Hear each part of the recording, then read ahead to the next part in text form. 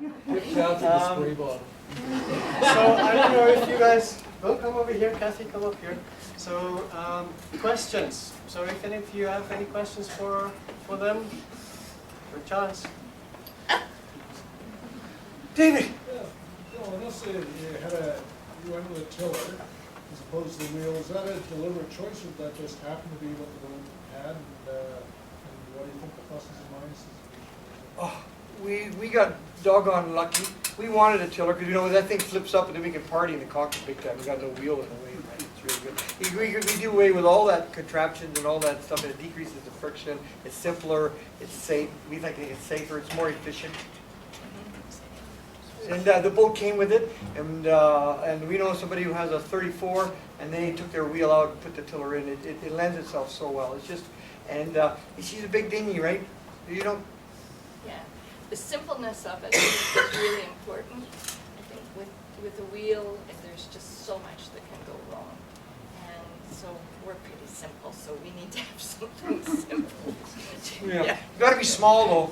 You get much bigger, and then it becomes too heavy, right?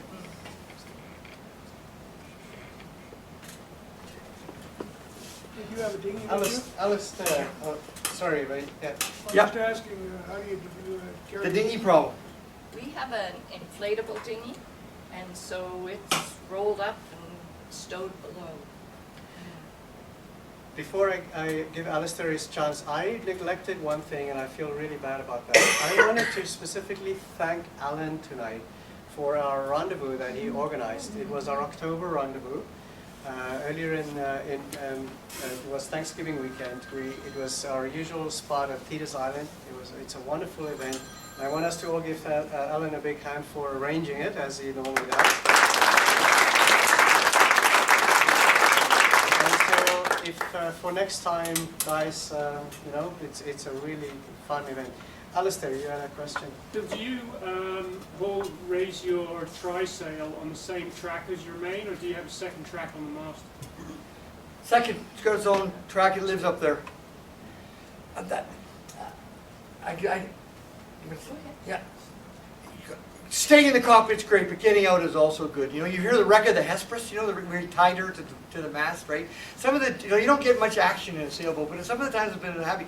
You know, you go, God, we put it up, we put it up. We've got to go out there. We got to, you know, we got to put that mate. They've got to put the trysail to bed. If they were running like crazy and it's 20 plus knots, we don't need the trysail. We just need that staysail, right? So we got to go. Eventually, got to go out there and put it to bed. It's never putting him up is a problem. It's always putting him to bed is a problem, right? That when you could have, would have, should have done it 30, 40 minutes ago, right? So you struggle your way up there. You get all pumped up and wait for the perfect. You know, we're all watered and de-watered and ready to go, and you harness up and you crawl out there. You know, to the mast, and we have a mast pulpit, also known as sissy bars or granny bars, right? And I'm triply lashed with a mountaineering background. I'm belayed 3 ways sideways, and then Poppy will ease the sheet, and I'll drive that sucker, and I'll tie it all up, and just grab it, and just put a few lines around the mast. It's a piece of cake, and it feels so good. You're standing there, you can see the world, and you go, oh, how brave I am! I'm over myself in the middle of the mast. You know, the boat is just not that bad. It's fun. I've never. It's a joy. It's an absolute joy. The joy is in the labor. The fruit is a bonus, but it's the labor that's fun. And putting that puppy to bed is a doll. I love doing it. And I always regret it. I think, oh God, I gotta put it up. But it really, every time you get out there, it feels so good. You feel so fresh. Why don't I come out here every few hours at least, right? So it has its own. Yeah, it is. There's a little part near the gooseneck where it can get tight. It's pretty busy. It's Yeah. pretty busy. Our gooseneck is really busy. Once it's over there, it's fine. Yeah. I don't know your name, yeah. Because you have so many sails, where do you put them all? Because we only have 2 and it's just... It's a really good question. We have 2 spinnakers for sale. In answer to your question, we have in our forecastle, that the forward cabin, it's pretty full of sails, and that's about it. And so the crew doesn't get to go there. No. No. Nor would we want to when we're underway. That's for sure. Because when you're sailing in the open ocean and it's very, very rowdy, you don't want to be in the forecastle. So we sleep right in the salon, in the center of the. You don't even want to go to the head, really. So the sails are all in there, all in the forecastle. And Fills then- it up. And then when we get to a nice anchorage and we want to sleep in a nice berth in the forecastle, we'll bring it all up and put it on the foredeck and cover it with a tarp. So, thanks, that's a good question. Did you ever feel at risk getting overpowered running downwind? No, not with the drifter. We got knocked down in the Timor Sea with everything up, and a squall came by we didn't see coming and laid us down. But that was a That problem. was with the map. But with the sails out either side, is there any danger of jibing the jibs with the poles on? I don't think so. You got the guys on, eh? Yep, oh, the poles are independently guyed, both. We got tons of, no lack of lines. We got poor guy after guy, and topping it all independent, and the poles stayed. And we can reef them. So we're able to pull them in quite easily, or let them out. I have a question. Do you ever get into an oscillating roll No. with the two sails up? No? It rolls, you know, I get guys to roll a little bit, but that's why that boat's so You don't beautiful get an underneath, oscillation right? going, It's right? got that sexy little skeg that just doesn't do that too bad. More with wing on wing, we found that having the Yeah. mainsail Yeah. up and the jib, and that Oh, yeah. started to Oh, yeah. create. We found it. And I had the privilege of going to Hawaii in the Big Maui back when on a 41-foot Peterson aluminum IOR tub. And that thing, 20 minutes was all you could do. That thing, we were on the edge of a death roll all the time, right? We didn't know nothing, right? Bless our little hearts. We tried really hard with calluses across here. And that's another point I forgot to mention. There's no science here. This is all retrospective and biased analysis of one or two. Everybody, it's hard for us. No one can sail the big ocean in a variety of boats. To pick your boat, you gotta kind of pick it, and you're stuck with it, right? And they all have their own nature, and and creates its own movement and moisture, and you'll never know. It's you know.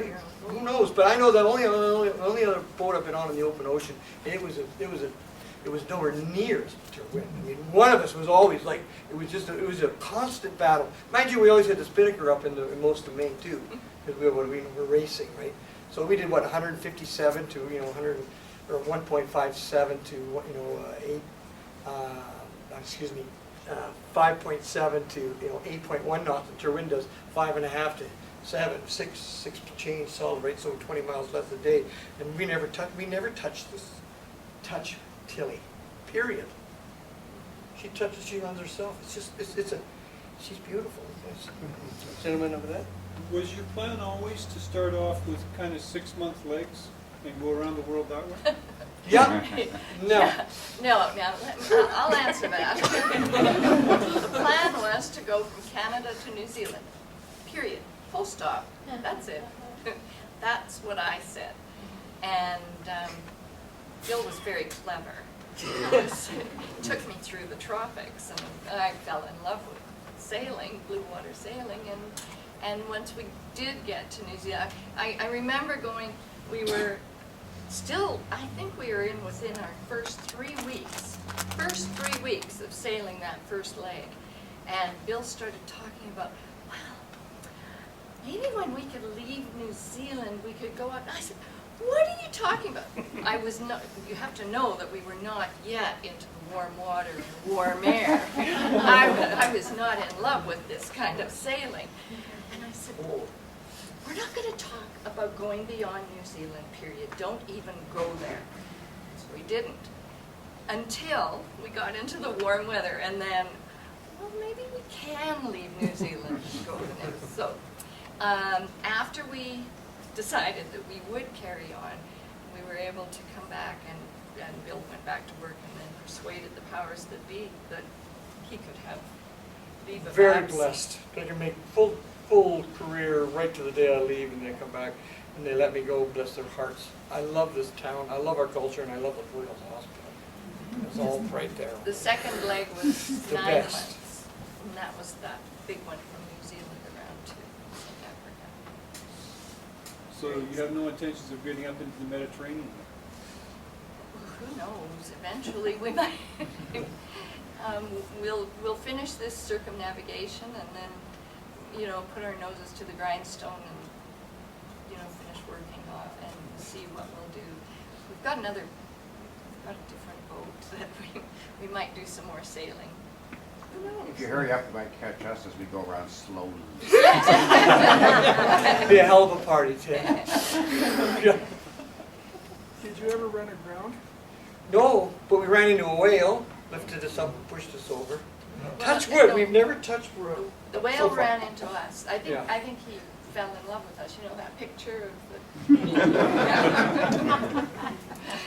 That was just outside of Richards Bay, and we really did get knocked over. And Bill was in the cockpit, and that whale had to be just about where you were, and he kind of looked up and decided. It's amazing. I swear we plowed into a sandbank or something. You know. We're only about 4 miles off. Mm-hmm. And I was below deck and got thrown Working. over to the got thrown into the bookcase. That's the only time. Knock on wood. We're not superstitious.